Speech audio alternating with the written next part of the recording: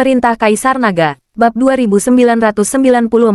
Melarikan diri. Saya khawatir tidak ada kesempatan. Setelah Dev selesai berbicara, dia mendengar teriakan. Diblokir oleh kabut hitam. Semua orang tidak dapat melihat dengan jelas. Tetapi indera spiritual mereka mendeteksi bahwa seorang biksu telah menyerap terlalu banyak energi. Dan tubuhnya tidak tahan. Jadi dia meledakkan dirinya sendiri. Diiringi dengan ledakan diri biksu itu, cahaya putih melayang ke udara dan menghilang secara mencolok. Saat tubuh kultivator seharusnya meledak, banyak orang terbangun dari kondisi kultivasi mereka. Beberapa pembudidaya biasa masih sangat pucat, dan tubuh mereka sepertinya telah mencapai batasnya. Mereka ingin berhenti, tetapi mereka tidak bisa berhenti sama sekali. Bahkan Wuxing Tianxia, Ning Kaichen dan yang lainnya merasakan sesuatu yang aneh. Ketika mereka ingin berhenti menyerap energi, mereka menemukan bahwa tidak ada cara untuk berhenti. Kali ini, semua orang panik.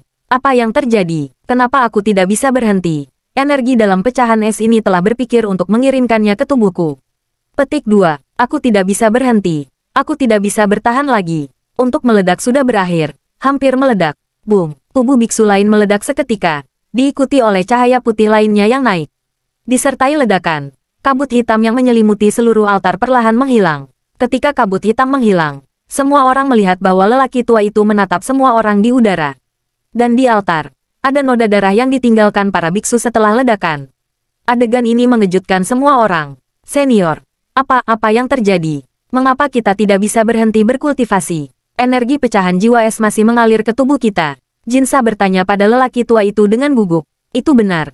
Menurutmu apakah ada orang yang bisa mendapatkan hadiahku? Kamu pikir ada orang yang bisa berbagi hartaku? Lelucon apa? Pria tua itu mendengus dingin. Mendengar apa yang dikatakan lelaki tua itu, semua orang ketakutan dan gemetar ketakutan. Senior, kenapa kamu seperti ini? Jinsa bertanya dengan sangat bingung. Apakah saya perlu menjelaskan kepada Anda? Pria tua itu mencibir. Dia tidak mungkin mengatakan alasannya. Biarkan aku memberitahumu mengapa orang tua ini, kata Dev perlahan. Saat Dev mengatakan ini, semua orang memandang Dev. Kakak Chen, apakah kamu tahu? Old Sun bertanya. Tentu saja aku tahu. Nyatanya, tidak ada harta dari klan pemurnian tubuh kuno di sini. Karena latihan dan beberapa harta dari klan pemurnian tubuh kuno sudah lama ada padaku. Umpan, agar kita semua menyerapnya, dan kemudian menggunakan energi di pecahan es untuk meledakkan semua orang. Setelah semua orang mati, budidaya mereka akan berubah menjadi cahaya putih dan disedot oleh sesuatu. Adapun apa itu adalah benda, hanya lelaki tua ini yang tahu. Dev menatap lelaki tua itu dengan dingin dan berkata, Kakak Chen, apa maksudmu? Apakah semuanya palsu? Old Sun bingung. Itu benar. Apakah mereka semua palsu? Bukankah lelaki tua ini adalah leluhur dari klan pemurnian tubuh kuno? Zuo Qing juga bertanya. Namun, dia bukan leluhur klan pemurnian tubuh kuno. Leluhur klan pemurnian tubuh kuno adalah orang lain. Meskipun kedua orang itu terlihat mirip, ada perbedaan halus dalam kepribadian, gaya, dan aura dalam tubuh. Dev mengangguk dan berkata, omong kosong apa yang kamu bicarakan? Kamu berbicara seperti kamu telah melihat nenek moyang dari klan pemurnian tubuh kuno. Jinsa berteriak pada Dev. Aku tidak berbicara omong kosong. Biarkan lelaki tua ini mengetahuinya. Dev menatap lelaki tua itu dengan sungguh-sungguh. Semua orang memandang lelaki tua itu, dan melihat bahwa lelaki tua itu tidak membantah Dev, juga tidak menyangkalnya. Sebaliknya, ada senyum aneh di sudut mulutnya. Senyum seperti ini membuat orang merasa berbulu. Bab 2995. Tiba-tiba rasa takut mulai menyebar di hati setiap orang. Mereka benar-benar ingin tahu, siapa lelaki tua ini. Mengapa sangat menentang mereka? Nak, aku tidak menyangka kamu akan bertemu dengan kakakku. Tapi sudah terlambat bagimu untuk melihat semuanya sekarang. Dan tidak mungkin kamu pergi dari sini sendirian. Sama, tapi kamu bisa tahu dari detailnya. Kamu memang sangat baik. Jika memungkinkan, aku ingin menerima kamu sebagai murid. Tapi sayang sekali saudara laki-lakiku terlebih dahulu mengambil semua latihan dan harta karun kuno, klan pelatihan tubuh. Aku memberikannya padamu. Pria tua itu berkata perlahan, dan menunjukkan penghargaannya pada Dev. Mendengar pengakuan pribadi lelaki tua itu, hati semua orang langsung tenggelam ke dasar lembah, dan mata mereka penuh keputusasaan. Dan Dev juga tampak sedikit terkejut. Ternyata lelaki tua yang dilihatnya di pondok jerami adalah leluhur sebenarnya dari klan pelatihan tubuh kuno. Dan lelaki tua di depannya adalah saudara kembar. Tetapi dengan cara ini, keduanya harus menjadi talenta dari klan pemurnian tubuh kuno. Tetapi jelas bahwa lelaki tua di depannya tidak peduli dengan klan pemurnian tubuh kuno. Bisakah kamu memberitahuku siapa kamu? Dev bertanya dengan curiga. Tentu saja. Setelah bertahun-tahun, seseorang akhirnya bisa mendengarkan. Bagaimanapun, tidak ada dari kalian yang bisa melarikan diri dari sini. Petik 2. Setelah lelaki tua itu selesai berbicara, tubuhnya perlahan mendarat di altar, menghadap Dev. Pada saat ini, dari waktu ke waktu, beberapa kultivator es tidak tahan, dan mereka meledak dan mati, dan kultivasi mereka juga terserap. Namun di mata lelaki tua itu, tidak ada perubahan ekspresi sama sekali, seolah membunuh puluhan biksu, diikuti dengan menghancurkan puluhan semut tidak ada bedanya. Izinkan saya memberitahu Anda, siapa saya? Saya dulu adalah putra yang bangga dari klan pemurnian tubuh kuno, tetapi saya kewalahan oleh saudara laki-laki saya di mana-mana. Aku tidak berdamai, aku berlatih mati-matian, tapi aku masih tidak bisa mengungguli dia. Petik 2. Tetapi bahkan saudara laki-laki saya tidak sebaik saya. Tetapi posisi patriark dari klan pelatihan tubuh kuno masih diberikan kepada saudara laki-laki saya. Petik 2. Saya tidak yakin. Mengapa saya harus memberikannya kepadanya? Saya adalah putra yang bangga dari klan pelatihan tubuh kuno. Petik 2. Katakan padaku. Kekuatanku yang terkuat. Bisakah aku menjadi patriark? Pria tua itu memandang Dev dan bertanya dengan keras. Kamu memiliki pikiran yang buruk. Melatih keterampilan sihir. Dan masih ingin menjadi kepala klan. Jangan bilang kamu ingin semua klan pelatihan tubuh kuno menjadi kultivator sihir. Kata Dev dengan senyum dingin. Tanda seru. Kentut. Apa yang salah dengan pembudidaya setan? Di dunia ini, kekuatan adalah hal yang paling penting. Dan kekuatan adalah raja. Petik 2. Orang tua itu meraung. Wajahnya penuh keganasan. Jadi kamu memikirkan cara untuk mengelabui saudaramu di sini. Ingin membunuhnya di sini. Dan kemudian mengambil harta dari latihan klan pemurnian tubuh kuno dan kembali sebagai saudaramu, mati bersamamu. Aku tidak akan membiarkanmu berhasil, dan membahayakan seluruh klan pemurnian tubuh kuno. Petik 2. Jadi sisa jiwa dari kedua saudara laki-lakimu disegel di tempat gelap ini. Kekuatan. Sehingga Anda membentuk kembali tubuh Anda dan meninggalkan tempat. Hantu ini, apakah tebakan saya benar? Dev bertanya pada lelaki tua itu. Pria tua itu tertegun sejenak, lalu dia tertawa keras dan berkata, ya, alasanmu. Sangat benar, aku belum pernah melihat anak yang begitu pintar.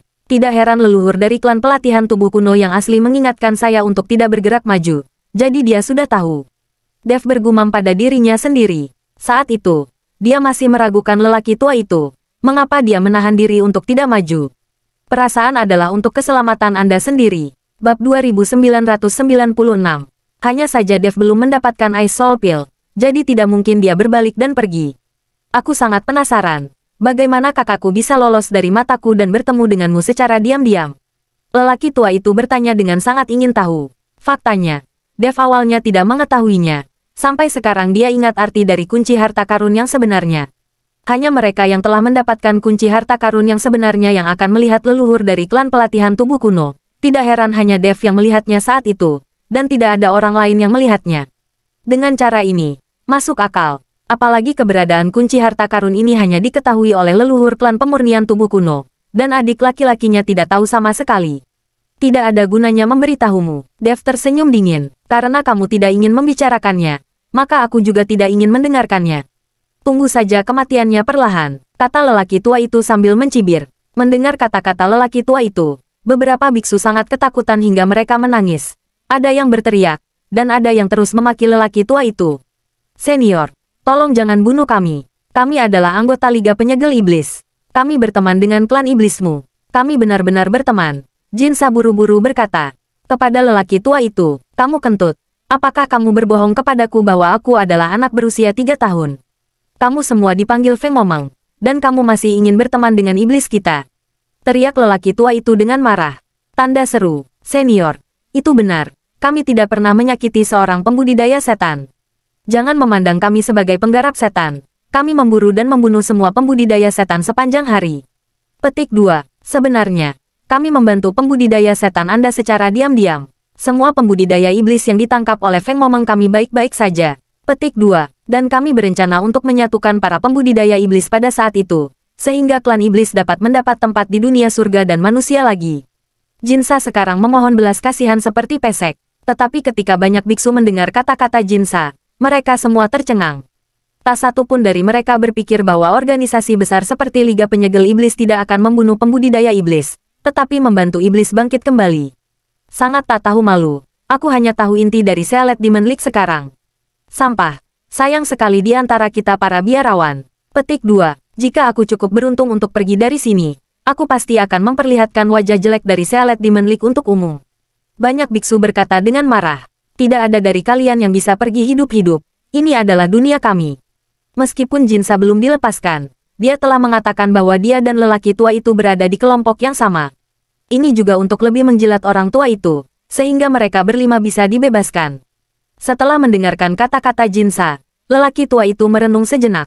Aku bisa melepaskanmu. Tetapi jika kamu berani mempermainkan, aku tidak akan sopan. Pria tua itu mengancam Jin. Senior. Sama sekali tidak. Kami tidak akan pernah bermain trik. Jinsa buru-buru menggelengkan kepalanya, karena takut pihak lain akan menyesalinya. Baiklah kalau begitu, aku akan melepaskan kalian semua. Pria tua itu melambaikan telapak tangannya dengan ringan setelah berbicara, dan energi yang mengalir ke Jinsa dan yang lainnya terputus dalam sekejap.